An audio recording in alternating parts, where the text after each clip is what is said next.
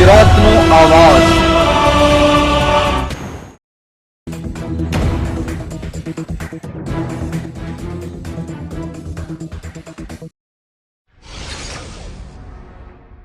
રાજકોટ જિલ્લાના ધોરાજીની પ્રજા માટે નગરપાલિકા દ્વારા બનાવવામાં આવતા પીવાના પાણીના ટાંકાના બાંધકામમાં ભ્રષ્ટાચાર થતો હોવાનો આરોપ। ધોરાજી શહેર કોંગ્રેસના પ્રમુખ દિનેશ વોરાએ ટાંકાની કામગીરી પર ઉઠાવ્યા સવાલો। લાખો રૂપિયાના ખર્ચે બની રહેલ પીવાના પાણીના ટાંકામાં ભારે ભ્રષ્ટાચારનું શહેર કોંગ્રેસે લગાવ્યો આરોપ।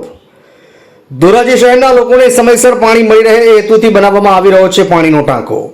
નલ સે જલ યોજના હેઠળ જીયુડીસી વિભાગ દ્વારા બનાવવામાં આવી રહ્યો છે પાણીનો ટાંકો। એક તરફ સરકાર નલ સે જલની વાતો કરે છે ત્યારે ટાંકાના બાંધકામમાં નબળી ગુણવત્તાવાળું મટીરીયલ વાપરવામાં આવતું હોવાનું શહેર કોંગ્રેસ પ્રમુખે આક્ષેપ કર્યો છે। મારું નામ દિનેશભાઈ વોરા, શહેર કોંગ્રેસ પ્રમુખ ધોરાજી। ધોરાજી શહેરની અંદર હાલમાં એક ટાંકો બનાવવામાં આવે છે। આ ટાંકાની અંદર જે મટીરીયલ વાપરવામાં આવે છે ટેન્ડરની શરતો મુજબનું નથી। રેતી વાપરવામાં આવે છે, ધૂળવાળી રેતી છે। જે સિમેન્ટ છે એ સિમેન્ટ જામી ગયેલ હાલતમાં, અને આ બેગની અંદર કોઈ એક્સપાયરી ડેટ કે કોઈ જે બનાવવામાં આવી એની ડેટ પણ લગાવવામાં આવી નથી। અને સરકારી બાબુઓ જાણે કે કોઈ ભ્રષ્ટાચારને પ્રોત્સાહન આપતા હોય તેવું લાગી રહ્યું છે। જ્યારે કોઈ મોટી દુર્ઘટના ઘટે ત્યારે આ જ સરકારી બાબુઓ પોતાના હાથ ઊંચા કરી દે છે।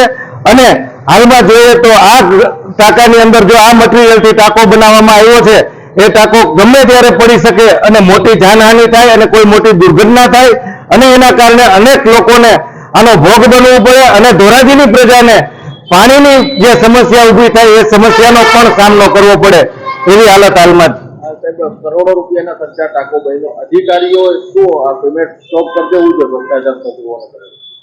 ખુલ્લે આમ ત્યાં અધિકારીઓ જે ભ્રષ્ટાચાર ચાલી રહ્યો છે તેની ઉપર તપાસ કરવી જોઈએ અને આ એજન્સીનું પેમેન્ટ સ્ટોપ કરવું જોઈએ, નહીતર આની અંદર કરોડો રૂપિયાનો ભ્રષ્ટાચાર થાય તેવી શક્યતા છે અને અનેક લોકોને ભવિષ્યમાં જાન ગુમાવવાનો પણ વારો આવે તેવી પરિસ્થિતિ હાલમાં જે ટાંકાની કામગીરી ચાલી રહી છે તેમાં નિર્માણ થયું। ધોરાજી શહેર કોંગ્રેસ પ્રમુખે કહ્યું કે પાણીના ટાંકાનું બાંધકામ વાપરવામાં આવતું મટીરીયલ નબળી ગુણવત્તાવાળું, સિમેન્ટ રેતીને કપચી નિયમ અનુસાર વાપરવામાં આવતી ન હોવાનો પણ આક્ષેપ। નબળી ગુણવત્તાવાળું મટીરીયલ વાપરવામાં આવ્યું હોવાને કારણે ટાંકો ગમે ત્યારે તૂટી પડે એવી ભીતિ। કોન્ટ્રાક્ટરનું પેમેન્ટ સ્ટોપ કરવા માટે શહેર કોંગ્રેસના પ્રમુખ દિનેશ વોરાની માંગ। ધોરાજીથી અલ્પેશ ત્રિવેદીનો રિપોર્ટ।